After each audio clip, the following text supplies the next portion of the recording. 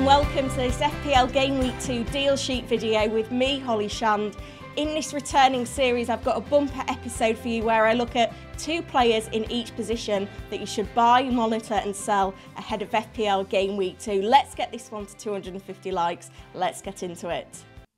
Buy and sell should be fairly obvious then, but monitor can encompass a range of things. It could be a player that I think may be a good buy in a game week or two's time, depending on fixtures and what they show in their upcoming game. It could be a player that maybe is one to sell in another week or two, but we maybe need to be a little bit patient and monitor their game time security or their injury status. It could also mean a player that's maybe underperformed in game week 1, but has good underlying numbers who you should absolutely keep the faith with.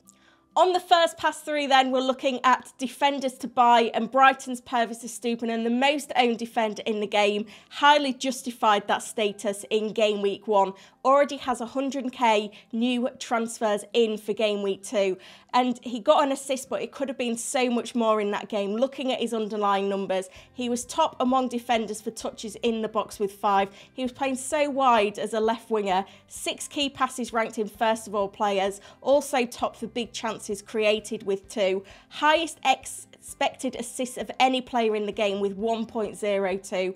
3 shots, the most of any defender, and an expected goal involvement of 1.3, which ranks him 3rd of all players. Now, all the data in this video is from the Fantasy Football Hub Opta Stats tool. Check out the link in the description to get 50% off.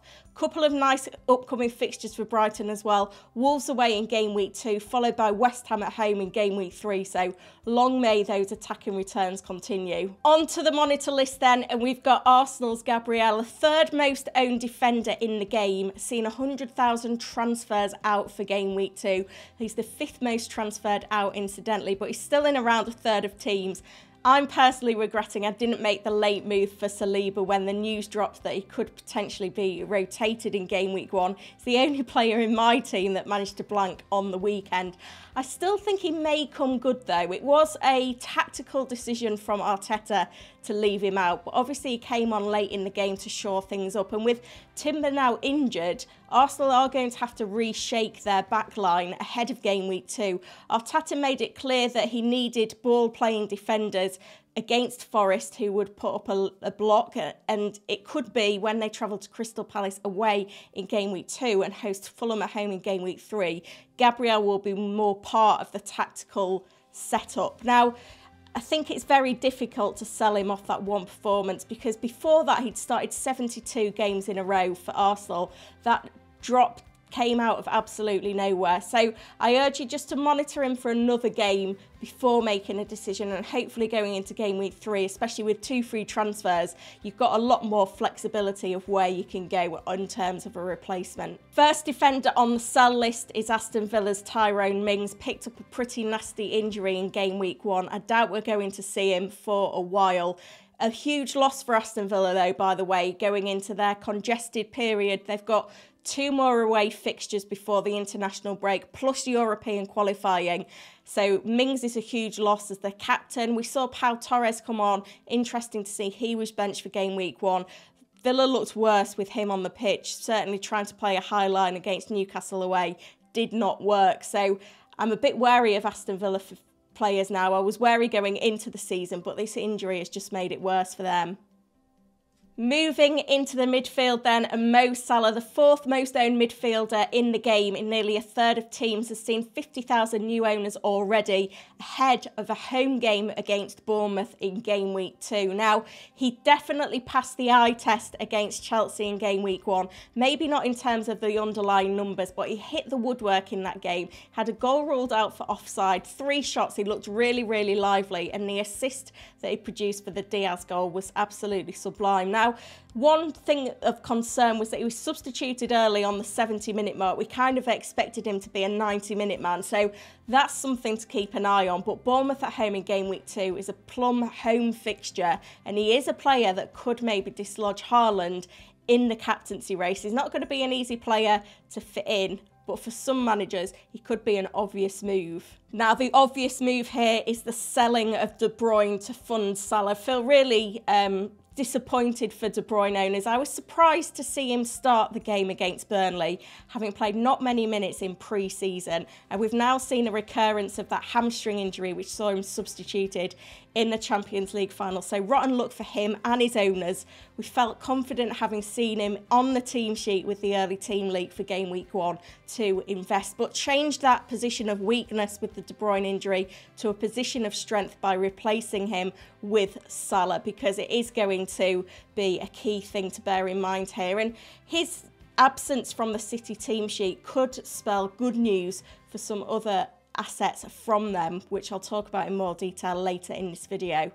Now, one player that's dominated the transfer market is Manchester City's Rodri. He's the third most transferred in player for game week 2, 150k transfers in, and that's because he got a double-digit haul against Burnley. However, he is a defensive midfielder, so unless we see a significant change in tactics from Pep, Rodri's not going to be a prolific FPL asset. He was second for shots on target in game week 1 with 2 and third for expected goal involvement with 1.3. However, we do also need to bear in mind that his best ever output in the game is 9 attacking returns in a season. Moving to forwards, and Brighton's João Pedro, the 8th most transferred in, 80k new owners. He's now the second most owned forward in the game behind Haaland, and I think his ownership is just going to go up and up and up because he's 5.5 million. What a phenomenal performance in game week 1. He's on penalties, converted from the spot, an XG of 1.12 ranked him 4th. He was second for big chances with 2. He did miss a big chance, although he was off balance when that opportunity arose, and he was also 3rd for shots in the box with 4. So there's plenty more to come from him, and a couple of nice fixtures coming up as well where he can really capitalise. And it was encouraging to see him get over the 80-minute mark, because minutes was the biggest concern we had with punting on him for a differential at the start of the season. On the monitor list, there's a bit of a differential in our forward lines is Crystal Palace's Edouard with 10k transfers in ahead of game week 2. Obviously found himself on the score sheet in game week 1. 2 big chances, 1.5 expected goal involvement ranked him 1st of all players. He was also top for shots in the box in game week 1 with 7. Could be a reflection on how poor Sheffield United were rather than how good he was. Have a look at him again though against Arsenal at home, because after that, Brentford away, Wolves at home game week 3 and 4 could be a time to jump on board. One forward on the sell list though is Fulham's Alexander Mitrovic. He was benched for game week 1. He came on and about 2 minutes later he went off again with some sort of issue. Now, he hasn't actually been flagged in the FPL game, so we don't exactly know what's going on there. However, he's still looking to get a move away from Fulham, so I think for that reason it's time to get him out of your teams. Moving back to defenders then, and because game week 1 was so eventful, it is a bumper episode. So this is the second round through, and Chelsea's Ben Chilwell absolutely passed the eye test in game week 1. The stats don't necessarily back it up, but he was playing as a left winger. He said so in the post-match conference. He had a goal ruled out for offside. He got an assist. It was crazy how advanced he was on the pitch. Jackson was through the middle, Sterling and Chilwell either side of him. He had one big chance. He created one big chance as well. He was unlucky not to get a monster haul. And, you know, 5.5 million, he's an absolute must buy now because Chelsea's fixtures are turning for the better. They've got the worst of it out the way. And with Caicedo coming in, they could go on a nice little run. Now, owners of Reece James are in a bit of a sticky situation now. Do they hold James? Do they move to Chilwell? Who looks like the better option? Well, Chilwell was the one that was taking more set pieces. James bizarrely was substituted towards the end of the game. Pochettino has said it was just because he was tired, but I'm just not convinced with his previous injury record whether there's a little bit of a knock there that the club are trying to play down. But with the arrival of Caicedo, particularly if Chelsea continue with this system with wing-backs, it's not guaranteed with Caicedo providing the stability in the middle. They could move back to a flat back four, which would see probably Chilwell the higher of the two, but James as captain, if he's fit, could also be a really great option in this Chelsea lineup with their upcoming fixtures. So for now, I think you monitor, check that he's okay in game week 2, and by game week 3, we could be looking to double up on the Chelsea defence. Now, one way of funding these Chelsea fullbacks is by letting go of Manchester City's John Stones, who's the 5th most owned defender in the game. Despite news dropping late on Friday that he was out of the squad for the trip to Burnley, he's seen 300k transfers out since the Game Week 1 deadline passed. Now, Pep Guardiola has said he's not going to be eligible for the Super Cup in midweek. However, he could be back for the weekend with that home game against Newcastle United. Now, as a key man in Pep's lineup, it will be of interest for him to have Stones back and report that he could be available. But remember, City's fixtures are really nice from Game Week 3 onwards, so certainly do not jump with both feet to sell. But I think when you look at the likes of Ben Chilwell, it makes Stones a very, very difficult hold. Into the midfield then, and James Maddison, Spurs' new vice-captain, put in a phenomenal performance in Game Week 1 away at Brentford. He was second for key passes with 6, also second for crosses with 14, 6 corners he took, 2 assists in that game. Now, he's absolutely dominating on the Spurs set pieces. He's going to be the talisman of the side, the number 10. We just need Spurs to get an out-and-out number 9. Richarlison is not that. Richarlison struggled in this game. If Maddison can have someone to link up with, he's going to be absolute dynamite in FPL this season. 50k transfers in, still a bit of a differential. Lukaku has been rumoured with a move to Spurs. If that comes off, be interesting to see just how well Maddison does this season. One to monitor is Crystal Palace's Eze. He seemed to underperform in a stacked £6.5 million midfield bracket, so I can tell why his owners are frustrated. He's the 9th most sold ahead of Game Week 2, 50k transfers out, but some really encouraging numbers from him. He took the most free kicks of any player with 3. He made the most key passes of any player with 7. He also had 8 shots on goal, which ranked him top. He was seriously unlucky not to deliver an attacking return in Game Week 1. Hopefully his fortunes can turn.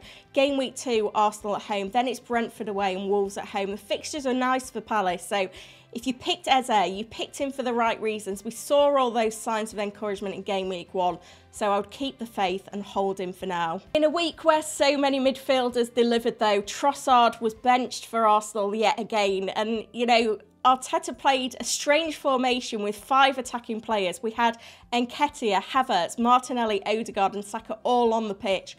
Trossard a late sub. He cannot get into that front 5, which is a worry. Martinelli was one of the shining lights in the team, providing the width, creating a lot of chances. So I think at the moment, Trossard's going to struggle to compete for a place in this Arsenal attack. 5.7% owned. Given the amount of players around this price that delivered and impressed in Game Week 1, it makes him very, very difficult to hold. Back onto forwards then, and one who really impressed in Game Week 1 was Manchester City's Alvarez. 6.5 million. He's seen 30k transfers in already for Game Week 2. He's going to thrive in the absence of Kevin De Bruyne because he's involved in set pieces. He was second with 2 free kicks in Game Week 1. We also saw him on corners. He made 6 key passes as well, and he's now played 90 minutes in 2 consecutive performances for City in the Community Shield, then in Game Week 1. Keep an eye on his minutes, of course, in the Super Cup. But in a season where these forward options are looking, you know, thin on the ground, maybe Alvarez could be a way of doubling up on the City attack. Once they've got Newcastle at home out the way in Game Week 2, it's then Sheffield United away, Fulham at home. Haaland captain is going to be so popular, but bringing in Alvarez will give you a little bit of that differential. One forward to monitor is Bournemouth Dominic Solanke. He was a doubt for Game Week 1, so I never considered him, but he put in a great performance, 2 big chances, an XG of 0.97, and he was 7th for shots on target with 2 as well. Now, Bournemouth obviously travelled to Liverpool in Game Week 2, but after that, Spurs at home, Brentford away. He is a differential. He does play 90 minutes every game. He is on penalties as well. We saw how crucial that was in Game Week 1. He's one to keep an eye on going forward. One player whose heavy transfers out are entirely justified, and Newcastle United's Callum Wilson, sold by 50k of managers, is the 5th most sold player going into Game Week 2. And that's because he's not the first choice striker at Newcastle. That's gone to Isaac. The young player, the emerging player, Wilson, has to be managed and protected given his age and his injury record. The fixtures are really, really tough for Newcastle as well. City away, followed by Liverpool at home. When you look at 8 million for a forward and you look at the other forwards that are performing that are cheaper, it makes it very difficult to keep hold of him. He's simply too expensive if he's not going to start every game, and it's time to make way. Bumper episode, of course, lots of stats in there, lots to take on board. Let me know in the comments who of these players is dominating your transfer plans for Game Week 2. Any advice? Remember, I answer all of your questions. All of the stats from today's video are taken from the Opta Stats tool on Fantasy Football Hub, which you can get as a member with 50% off, win your mini league or your money back by using the link in the description to this video. Thank you for all the support. We've hit 21k subs on the channel, hoping to grow even more from here. So make sure you like the video, subscribe to the channel as well, and hit that notify button because I'm on 85 points already for Game Week 1. And my team selection for Game Week 2 will be coming on Tuesday. You don't want to miss that one. Thank you for watching.